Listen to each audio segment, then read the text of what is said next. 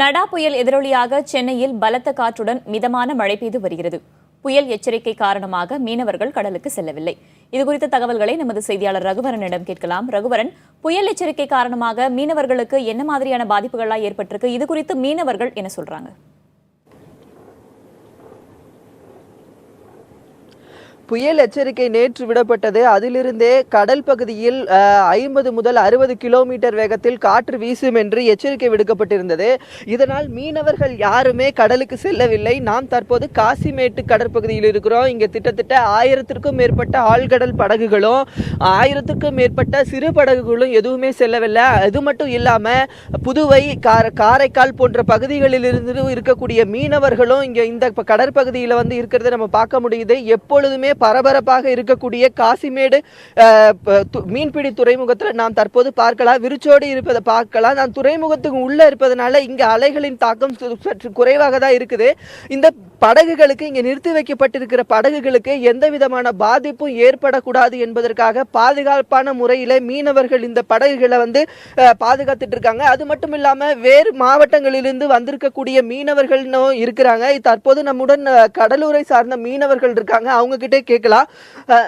இந்த மீனவர்கள் அனைவருமே இப்ப இந்த மழைக்காக, புயலுக்காக அந்தந்த படகுகளே அவங்கள தங்கி இருக்கிறத நம்ம நேரடியா பார்க்க முடியுது. இந்த கடலூர் சார்ந்த மீனவர்கள் நம்ம கிட்ட இருக்காங்க. அவங்க கிட்டே கேட்கலாம்.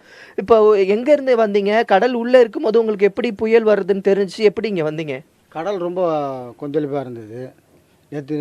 நேற்றுலேருந்து கடல் கொந்தளிப்பாக இருந்தது. அதனால் வந்துட்டோம். வந்தோன்னா செய்தி கேட்டோம், இதுமாரி புயல் எச்சரிக்கை கொடுத்துருக்காங்க, அதனால் நீங்கள் கரைக்கு வந்துருங்கன்னு ஓனரும் சொல்லியாச்சு. அதனால் நாங்கள் நைட்டே கரைக்கு வந்துட்டோம். இல்லை, நீங்கள் உள்ளே இருக்கும் போது எப்படி கடல் அலை எப்படி இருந்தது? எப்படி பாதுகாப்பாக வந்தீங்கன்னா உங்களுக்கு எப்படி எச்சரிக்கை நடவடிக்கைலாம் எப்படி சொன்னாங்க?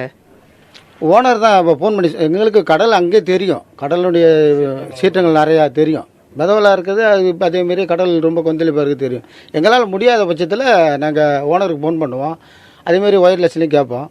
இதெல்லாம் முடியல, வெதர் போட்டிருக்காங்க, ரொம்ப கடுமையாக கொடுத்துருக்காங்க, பாண்டிச்சேரிக்கு வேதாரணத்துக்கு சொல்லியிருக்காங்க அப்படின்னு சொல்லுவோம். நாங்கள் உடனே கரைக்கு உடனே திருப்பிட்டோம். வேறு எந்தெந்த மாவட்டத்தை சேர்ந்த மீனவர்களாக இருக்காங்க? அவங்களாம் சாப்பாட்டுக்கு என்ன பண்ணுறாங்க? இங்கே இவ்வளோ பேர் தங்கியிருக்காங்களா? அவங்களாம் சாப்பாட்டுக்கு என்ன பண்ணுறாங்க?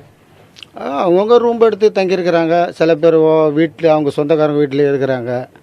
அப்படி இருந்துட்டு இங்கே வந்துட்டு உடனே வீட்டுக்கு போயிடுவாங்க. அங்கேருந்து அப்படி சாப்பிட்டுக்கிட்டு இங்கே இது பண்ணிக்கிட்டு. இதே போன்று பல்வேறு மாவட்டங்களை சார்ந்த 1000க்கும் மேற்பட்ட மீனவர்கள் இங்க தங்கியிருக்கிறாங்க. படகுலேயே இருக்கிறாங்க. அவங்களும் கடல் அலையின் தாக்கம் குறைந்தாதான் இவங்க கடலுக்கு திரும்ப போக முடியும்னு சொல்லியிருக்கிறாங்க.